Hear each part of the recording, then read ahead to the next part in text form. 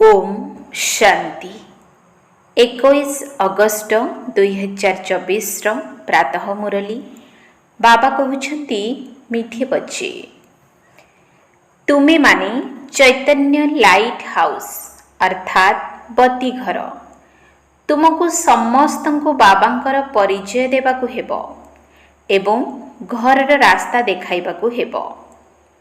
तुम्हें माने चैतन्य light house अर्थात बती घर तुमको समस्त को बाबांकर परिचय देवाकु हेबो एवं घरर रास्ता देखाइबाकु हेबो। प्रश्न भविष्यतरे केउ विधि रे केउ प्रकारर निर्देश अनेक आत्मा को मिलिबो। भविष्यतरे केउ विधि रे केउ प्रकारर निर्देश अनेक आत्मा को मिलिबो। उत्तर भविष्यतरे अनेकंकु निर्देश मिलिबो जे तुमे ब्रह्मा कुमार कुमारींक निकटकु जाओ। सेमाने तुमको वैकुंठर राजकुमार हेबार ज्ञान देबे। एही भली निर्देश सेमानंकु ब्रह्मांकर साक्षात्कार द्वारा मिलिबो। प्रायतः समस्तंकु ब्रह्मा एवं श्रीकृष्णंकर ही साक्षात्कार होइथाए। जेपरि आदि समय साक्षात्कार पाठ चलुथिला सही भली अंतिम समय मध्य चलिबो। ओम शांति। आत्मिक पिता आत्मिक संतान मानकु पचारुछंती। समस्तंकु तो पचारि परिबे नाही। नलिनी झियंकु पचारुछंती तुमे एठारे कौन करुछ? काहार स्मृति रे बसिछ? बाबांकर? केवल बाबांक स्मृति रे बसिछ ना आउ किछि स्मृति आसुछि? बाबांकर स्मृति रे रहिले विकर्म विनाश हेबो। तुमे आउ किछि मने पकाउछ कि? एहा बुद्धिर कामना। आम आत्मा मानकु निज घर को जीवाकु हेबो तेणु घर को मध्य मने पकाइबाकु हेबो। अच्छा आउ कोन करिबाकु हेबो?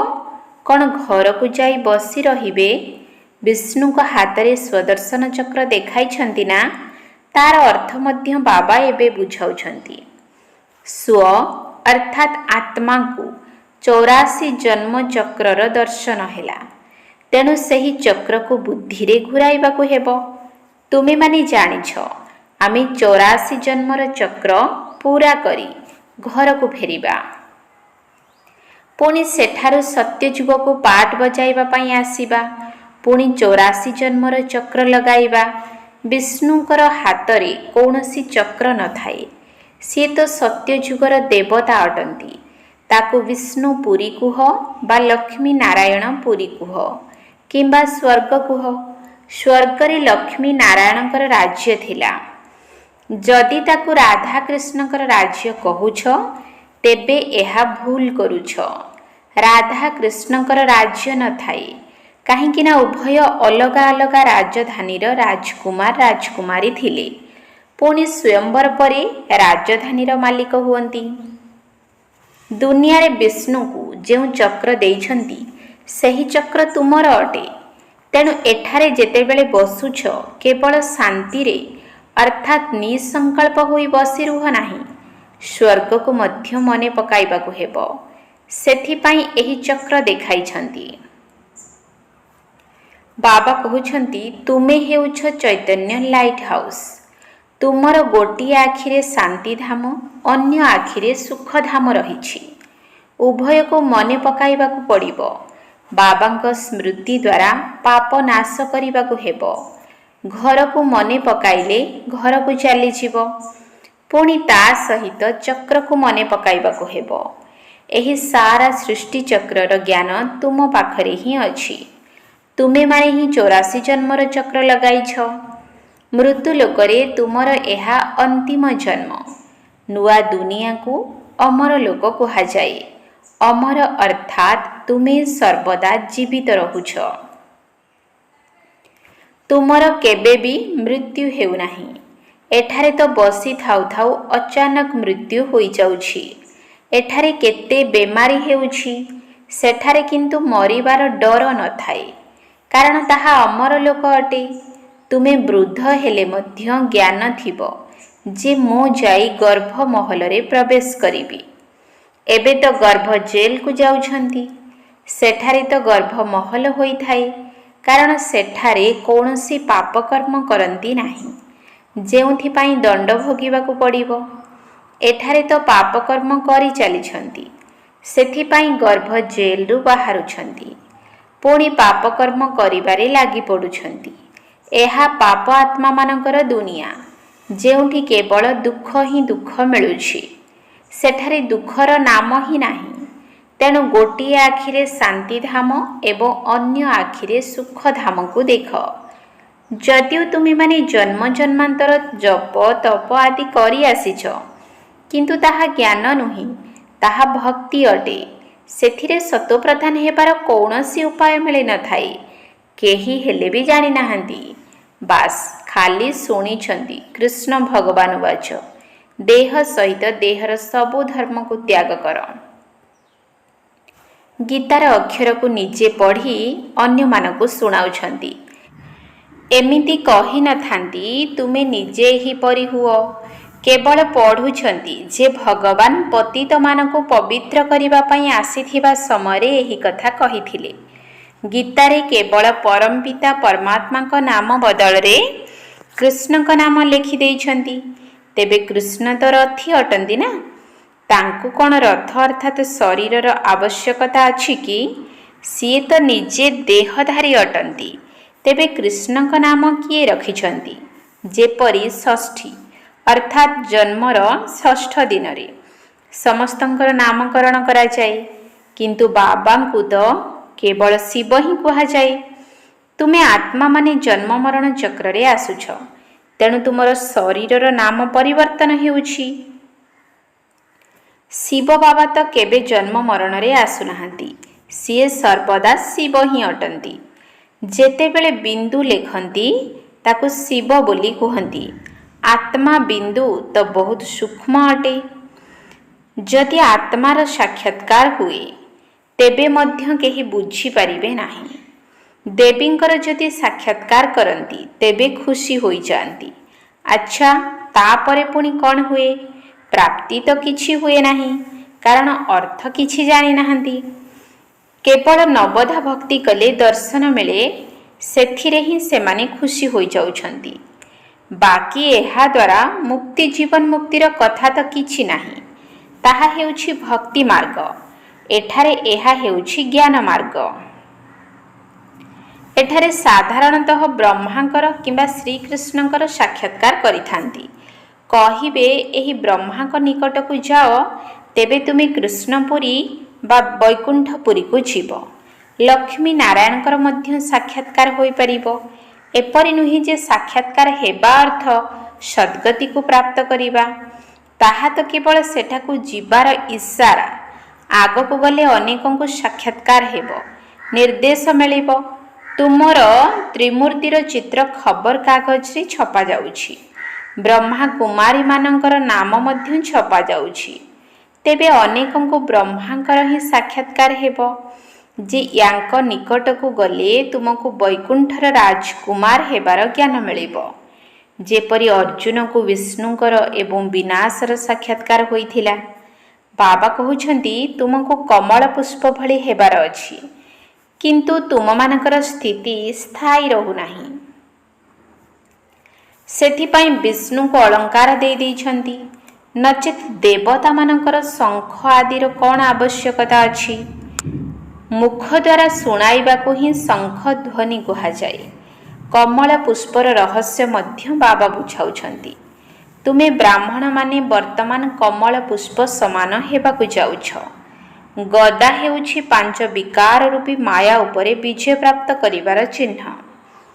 ବାବା ସେଥିପାଇଁ ଉପାୟ ବତାଉଛନ୍ତି, କହୁଛନ୍ତି କେବଳ ମୋତେ ମନେ ପକାଅ, ତେବେ ତୁମର ବିକର୍ମ ବିନାଶ ହୋଇଯିବ। ଶ୍ରୀମଦକୁ ପାଳନ କରି ପତିତ ପାବନ ବାବାଙ୍କୁ ମନେ ପକାଅ।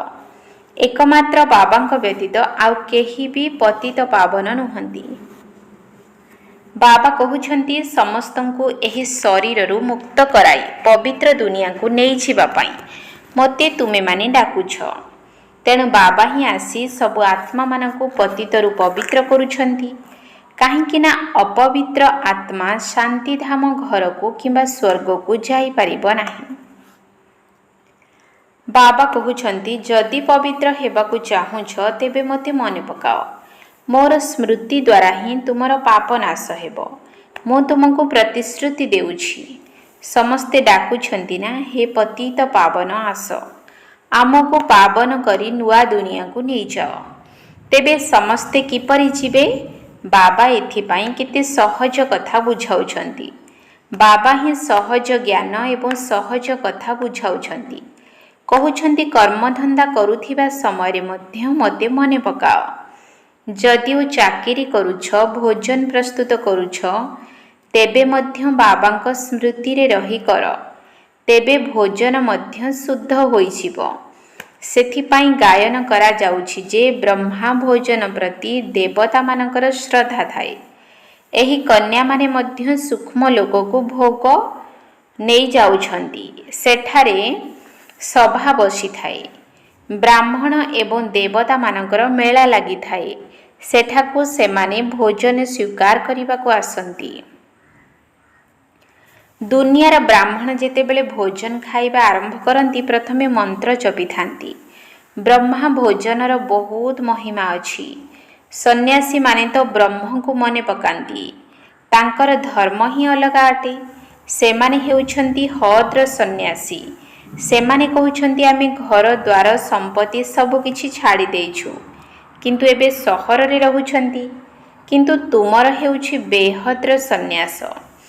ତୁମେ ଏହି ପୁରୁଣା ଦୁନିଆକୁ ହିଁ ଭୁଲି ଯାଉଛ। ତୁମକୁ ପୁଣି ନୂଆ ଦୁନିଆକୁ ଯିବାକୁ ହେବ। ଘର ଗୃହସ୍ଥରେ ରହି ମଧ୍ୟ ବୁଦ୍ଧିରେ ଏହି ବିଚାର ଆସୁଛି ଯେ ଏବେ ଆମକୁ ଶାନ୍ତିଧାମ ଦେଇ ସୁଖଧାମକୁ ଯିବାକୁ ହେବ। ତେଣୁ ଶାନ୍ତିଧାମକୁ ମଧ୍ୟ ମନେ ପକାଇବାକୁ ହେବ।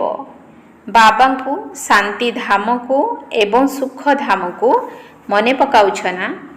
ଏହା ଆମର ବହୁତ ଜନ୍ମର ଅନ୍ତିମ ଜନ୍ମ। ଆମର 84 ଜନ୍ମ ପୂରଣ ହେଲା। ଆମେ ସୂର୍ଯ୍ୟବଂଶୀରୁ ଚନ୍ଦ୍ରବଂଶୀ, ପୁଣି ବୈଶ୍ୟବଂଶୀ, ଶୂଦ୍ରବଂଶୀ ହେଲୁ। କିନ୍ତୁ ମନୁଷ୍ୟମାନେ ଆତ୍ମା ହିଁ ପରମାତ୍ମା ବୋଲି କହିଦେଉଛନ୍ତି। କହୁଛନ୍ତି, ଆତ୍ମାରେ କୌଣସି ଦାଗ ଲାଗେ ନାହିଁ, କାରଣ ଆତ୍ମା ହିଁ ପରମାତ୍ମା ଅଟନ୍ତି। ବାବା କହୁଛନ୍ତି, ଏହା ମଧ୍ୟ ସେମାନଙ୍କର ଓଲଟା ଅର୍ଥ। ବର୍ତ୍ତମାନ ବାବା ହମ୍ ସ୍ୱର ଅର୍ଥକୁ ବୁଝାଉଛନ୍ତି। ମୁଁ ଆତ୍ମା ପରମପିତା ପରମାତ୍ମାଙ୍କର ସନ୍ତାନ। ପ୍ରଥମେ ଆମେ ସ୍ୱର୍ଗବାସୀ ଦେବତା ଥିଲେ, ପୁଣି ଚନ୍ଦ୍ରବଂଶୀ କ୍ଷତ୍ରିୟ ହେଲେ। 25 ବର୍ଷ ଅତିକ୍ରମ ପରେ ବୈଶ୍ୟ ଶୂଦ୍ରବଂଶୀ ବିକାରୀ ହେଲେ। ଏବେ ଆମେ ବ୍ରାହ୍ମଣ ସର୍ବୋଚ୍ଚ ସ୍ଥାନରେ ଆସୀନ ହେଉଛୁ। ଆମେ ଏଠାରେ ବସିଛୁ ଯେପରିକି 84 ଜନ୍ମର ବାଜୁଲି ଖେଳୁଛୁ। ଏହା ବାଜୁଲିର ଜ୍ଞାନ। ପୂର୍ବରୁ ଯେତେବେଳେ ତୀର୍ଥସ୍ଥାନକୁ ଯାଉଥିଲେ, ସେତେବେଳେ ବାଜୁଲି ଖେଳ କରି କରି ଚିହ୍ନ ଦେଇ ଦେଇ ଯାଉଥିଲେ। ଏବେ ତୁମେ ଶାନ୍ତିଧାମ ଏବଂ ସୁଖଧାମକୁ ସତ୍ୟ ଯାତ୍ରା କରୁଛ। ତୁମେ ହେଉଛ ରୁହାନୀ ପଣ୍ଡା। ସମସ୍ତଙ୍କୁ ମତ ଦେଉଛ, ବାବାଙ୍କୁ ମନେ ପକାଅ। ତେବେ ଶାନ୍ତିଧାମକୁ ଚାଲିଯିବ। ସାଧୁ ସନ୍ଥମାନେ ଶାନ୍ତିଧାମକୁ ଯିବା ପାଇଁ ହିଁ ପରିଶ୍ରମ କରୁଛନ୍ତି, କିନ୍ତୁ କେହି ଯାଇପାରିବେ ନାହିଁ। ସମସ୍ତେ ଏକାଠି ହୋଇ ଘରକୁ ଯିବ। ବାବା ବୁଝାଇଛନ୍ତି ଯେ ସତ୍ୟଯୁଗରେ ବହୁତ କମ୍ ମନୁଷ୍ୟ ରୁହନ୍ତି, ପୁଣି ଧୀରେ ଧୀରେ ବୃଦ୍ଧି ହୋଇ ଚାଲନ୍ତି। ତୁମେମାନେ ହେଉଛ ସ୍ୱଦର୍ଶନ ଚକ୍ରଧାରୀ। ଦେବତାମାନେ ସ୍ୱଦର୍ଶନ ଚକ୍ରଧାରୀ ନୁହନ୍ତି। କିନ୍ତୁ ବର୍ତ୍ତମାନ ସମୟରେ ତୁମର ମାୟା ସହିତ ଯୁଦ୍ଧ ଚାଲୁଛି। ଦୁନିଆର ଲଢ଼େଇରେ ମଧ୍ୟ ଯାହାକୁ ଶକ୍ତିଶାଳୀ ଭାବନ୍ତି, ତାଙ୍କ ନିକଟକୁ ଯାଇ ଶରଣ ନିଅନ୍ତି। ତେବେ ତୁମେ ଏବେ କାହାର ଶରଣ ନେଉଛ? ସ୍ତ୍ରୀ ପୁରୁଷ ଉଭୟ କହୁଛନ୍ତି ନା, ଆମେ ଆପଣଙ୍କ ଶରଣରେ ଆସିଛୁ। ମୋର ଏକମାତ୍ର ଶିବ ବାବା, ଅନ୍ୟ କେହି ନୁହନ୍ତି। ସବୁ ଆତ୍ମାମାନଙ୍କର ପିତା ତ ଜଣେ ଅଟନ୍ତି ନା? ସେହି ଜଣଙ୍କର ତୁମେ ସମସ୍ତେ ସନ୍ତାନ ଅଟ। ସବୁ ସାଧୁ ସନ୍ଥ ତ ଜଣେ ନୁହନ୍ତି। ତେବେ ଅନେକ ଭଗବାନ ହୋଇଯାଇଛନ୍ତି। ଦୁନିଆରେ ତ ଯିଏ ଘରଦ୍ୱାର ଛାଡ଼ି ଚାଲି ଆସିଲେ, ସିଏ ଭଗବାନ ହୋଇଗଲେ। ପୁଣି ବଡ଼ ବଡ଼ ସାହୁକାର କୋଟିପତି ଯାଇ ସେମାନଙ୍କର ଶିଷ୍ୟ ହେଉଛନ୍ତି। ପୁଣି ଆମିଷ ଖାଦ୍ୟପେୟ ଖାଇ ମନୋରଞ୍ଜନ କରୁଛନ୍ତି। ସେମାନେ ତମ ପ୍ରଧାନ ମନୁଷ୍ୟ ହେଲେ ନା? ହିନ୍ଦୁମାନଙ୍କୁ ମଧ୍ୟ ନିଜ ଧର୍ମ ବିଷୟରେ ଜଣା ହିଁ ନାହିଁ। ବାବା ବୁଝାଉଛନ୍ତି, ବାସ୍ତବରେ ତୁମେମାନେ ଆଦି ସନାତନ ଦେବୀ ଦେବତା ଧର୍ମର ଅଟ, କିନ୍ତୁ ଏବେ ପତିତ ହୋଇଯାଇଛ, ସେଥିପାଇଁ ନିଜକୁ ଦେବତା କହିପାରୁନାହଁ। ସେହି ଧର୍ମ ହିଁ ପ୍ରାୟତଃ ଲୋପ ହୋଇଯାଇଛି। ମନୁଷ୍ୟଙ୍କର ଦୃଷ୍ଟି କେତେ ବିକାରୀ ହୋଇଯାଇଛି। ଜଣେ ମନ୍ତ୍ରୀ ବାବାଙ୍କ ନିକଟକୁ ଆସିଥିଲେ। କହିଲେ, ମୋର ବିକାରୀ ଦୃଷ୍ଟି ଆସିଯାଉଛି। ସେଥିପାଇଁ ଏବେ ବାବା କହୁଛନ୍ତି, ପିଲାମାନେ ଦୃଷ୍ଟିକୁ ପବିତ୍ର କର। ଯେ ପର୍ଯ୍ୟନ୍ତ ତୁମର ବିକାରୀ ଦୃଷ୍ଟି ଆସୁଛି, ସେ ପର୍ଯ୍ୟନ୍ତ ତୁମେ ପତିତ ଅଟ। ତେଣୁ ନିଜକୁ ଭାଇ ଭାଇ ଭାବ, ତେବେ ତୁମର ବିକାରୀ ଦୃଷ୍ଟି ପରିବର୍ତ୍ତିତ ହୋଇଯିବ। ଆମେ ଆତ୍ମା ଭାଇ ଭାଇ ଅଟୁ। ଏକ ପିତାଙ୍କ ନିକଟରୁ ସମ୍ପତ୍ତି ନେଉଛୁ। ଆତ୍ମାର ସିଂହାସନ ଏହି ଭ୍ରୁକୁଟି ଅଟେ। ଏହାକୁ ହିଁ ଅକାଳ ତଖତ କୁହାଯାଏ। ଅକାଳ ଆତ୍ମା ଏହି ତଖତରେ ବିରାଜମାନ ହୋଇଛି। ଏହି ଶରୀର ତ ମାଟିର କଣ୍ଢେଇ, ସାରା ପାଟ ଆତ୍ମାରେ ହିଁ ଭରି ହୋଇ ରହିଛି। ବାବା କହୁଛନ୍ତି, ମୁଁ ତୁମକୁ ସ୍ୱର୍ଗର ସମ୍ପତ୍ତି ଦେବା ପାଇଁ ପ୍ରତ୍ୟେକ 5000 ବର୍ଷରେ ଥରେ ଆସୁଛି। ତୁମେମାନେ ଜାଣିଛ, ଆମେ ଏଠାକୁ ସ୍ୱାସ୍ଥ୍ୟ, ସମ୍ପଦ ଏବଂ ଖୁସିର ସମ୍ପତ୍ତି ନେବା ପାଇଁ ଆସିଛୁ। ସତ୍ୟଯୁଗରେ ତ ଅସରନ୍ତି ଧନ ମିଳୁଛି। ତୁମେ 21 ପିଢ଼ି ପର୍ଯ୍ୟନ୍ତ ଦେବତା ହେଉଛ। ସେଠାରେ ବୁଢ଼ା ନ ହେବା ପର୍ଯ୍ୟନ୍ତ କାହାର ମୃତ୍ୟୁ ହେବ ନାହିଁ। ଏଠାରେ ତ ବସିଥାଉ ଥାଉ ଅଚାନକ ମରିଯାଉଛନ୍ତି, ଗର୍ଭରେ ମଧ୍ୟ ମରିଯାଉଛନ୍ତି। କିନ୍ତୁ ସେଠାରେ ତ ଦୁଃଖର ନାମ ହିଁ ରହିବ ନାହିଁ। ତାକୁ ସୁଖଧାମ ରାମ ରାଜ୍ୟ କୁହାଯାଏ। ଏହା ହେଉଛି ଦୁଃଖଧାମ ରାବଣ ରାଜ୍ୟ। ସତ୍ୟଯୁଗରେ ତ ରାବଣ ହିଁ ନଥାଏ। ତେବେ ଏହି 84 ଜନ୍ମ ଚକ୍ରର ଜ୍ଞାନ ତୁମର ବୁଦ୍ଧିରେ ହିଁ ରହିବ। ତୁମକୁ ବହୁତ ଖୁସିର ଅନୁଭବ ହେଉଛି। ତୁମେମାନେ ଜାଣିଛ ଯେ ଆମେ ନୂଆ ବିଶ୍ୱର ଅର୍ଥାତ୍ ସତ୍ୟଯୁଗର ମାଲିକ ହେବାକୁ ଯାଉଛୁ। ଗୀତାରେ ମଧ୍ୟ ଭଗବାନ ବାଚ ଅଛି ନା, ହେ ସନ୍ତାନମାନେ, ଦେହ ସହିତ ଦେହର ସବୁ ସମ୍ବନ୍ଧକୁ ତ୍ୟାଗ କର। ନିଜକୁ ଆତ୍ମା ନିଶ୍ଚୟ କରି ମୋତେ ମନେ ପକାଅ। ତୁମର ସତ୍ୟ ଖୋଦା ଦୋସ୍ତ ସିଏ ହିଁ ଅଟନ୍ତି। ଆଲ୍ଲାହ ଅବଲ ଦିନର ନାଟକ, ହାତମ ତାଇର ଖେଳ, ଏସବୁ ଏହି ସମୟର ଅଟେ। ଜନସଂଖ୍ୟା ନିୟନ୍ତ୍ରଣ କରିବା ପାଇଁ ଏବେ ମନୁଷ୍ୟ କେତେ କ'ଣ କରୁଛନ୍ତି। ବେହଦ୍ର ବାବା ଜନସଂଖ୍ୟା କେତେ କମ୍ କରିଦେଉଛନ୍ତି। ସାରା ବିଶ୍ୱରେ ଅର୍ଥାତ୍ ସତ୍ୟ ଯୁଗରେ ମାତ୍ର 9 ଲକ୍ଷ ମନୁଷ୍ୟ ରହିବେ। ବାକି ସେଠାରେ ଏତେ କୋଟି କୋଟି ମନୁଷ୍ୟ ରହିବେ ନାହିଁ। ସମସ୍ତେ ମୁକ୍ତିଧାମ ଶାନ୍ତିଧାମକୁ ଚାଲିଯିବେ। ଏହା ତ କରାମତିର କଥା ନା। ବାବା ଏକମାତ୍ର ଦେବୀ ଦେବତା ଧର୍ମର ମୂଳଦୁଆ ପକାଇ ବାକି ସବୁ ବିନାଶ କରିଦେଉଛନ୍ତି। ତେଣୁ ଏହି 84 ଜନ୍ମର ଚକ୍ରକୁ ଭଲ ଭାବରେ ବୁଦ୍ଧିରେ ଧାରଣ କରିବାକୁ ହେବ। ଏହା ହିଁ ହେଉଛି ସ୍ୱଦର୍ଶନ ଚକ୍ର। ବାକି କୌଣସି ଚକ୍ର ଦ୍ୱାରା କାହାର ଗଳା ଆଦି କଟିବାର ନାହିଁ। ଶାସ୍ତ୍ରରେ କୃଷ୍ଣଙ୍କ ପାଇଁ ହିଂସାର କଥା ଲେଖି ଦେଇଛନ୍ତି। କହିଛନ୍ତି, ସିଏ ସମସ୍ତଙ୍କୁ ସ୍ୱଦର୍ଶନ ଚକ୍ର ଦ୍ୱାରା ମାରିଲେ। ତେବେ ଏହା ମଧ୍ୟ ତାଙ୍କର ଗ୍ଲାନି ହେଲା ନା। ତାଙ୍କୁ କେତେ ହିଂସ୍ରକ କରିଦେଇଛନ୍ତି। ତୁମେମାନେ ଏବେ ଡବଲ ଅହିଂସକ ହେଉଛ। ବିକାରଗ୍ରସ୍ତ ହେବା ମଧ୍ୟ ହିଂସା ଅଟେ। ଦେବତାମାନଙ୍କୁ ତ ପବିତ୍ର କୁହାଯାଏ। ଯଦି ଯୋଗ ବଳ ଦ୍ୱାରା ବିଶ୍ୱର ମାଲିକ ହୋଇପାରୁଛ, ତେବେ ଯୋଗ ବଳ ଦ୍ୱାରା କାହିଁକି ସନ୍ତାନ ସୃଷ୍ଟି ନ ହେବ? ସେଠାରେ ସନ୍ତାନ ଜନ୍ମ ହେବା ପୂର୍ବରୁ ସାକ୍ଷାତକାର ହେବ। ବାବା ତ ବୁଝାଉଛନ୍ତି, ଏବେ ପୁରୁଣା ଶରୀରକୁ ତ୍ୟାଗ କରି ଯିବା, ପୁଣି ମୁଖରେ ସୁନା ଚାମଚ ରହିବ, ଅର୍ଥାତ୍ ବିଶ୍ୱର ମାଲିକ ହେବ।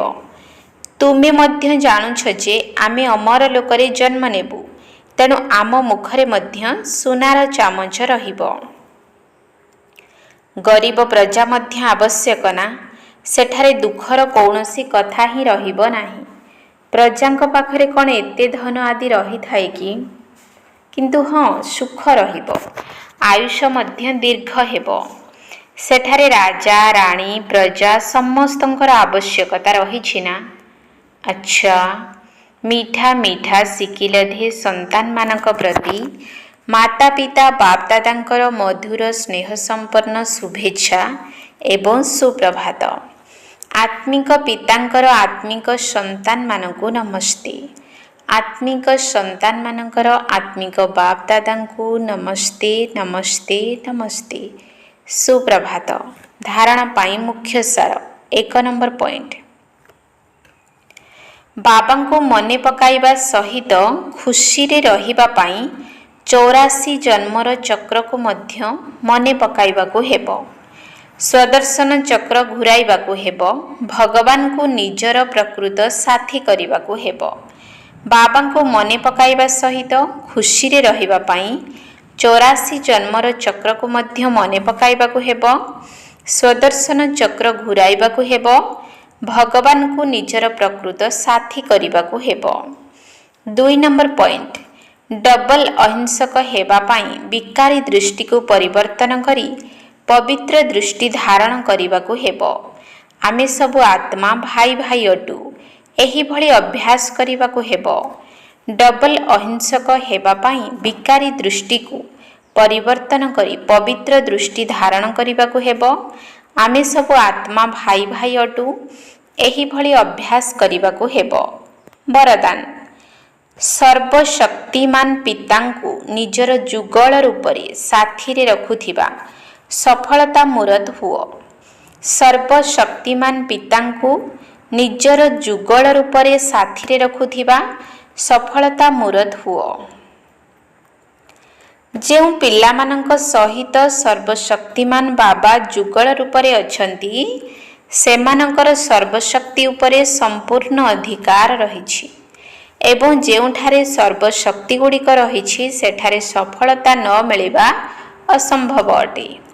जदि सर्वदा बाबांक सहित जुगल होई रहिबारे कमी रहिछि तेबे सफलता मध्य कम मिलिबो।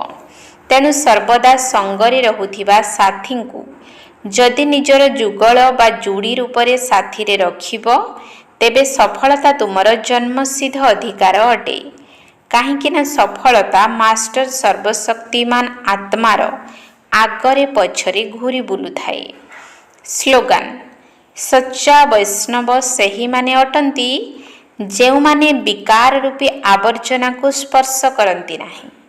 सच्चा वैष्णव सेही माने अटंती जेउ माने विकार रूपी आवर्जना को स्पर्श करंती नाही। ओम शांति।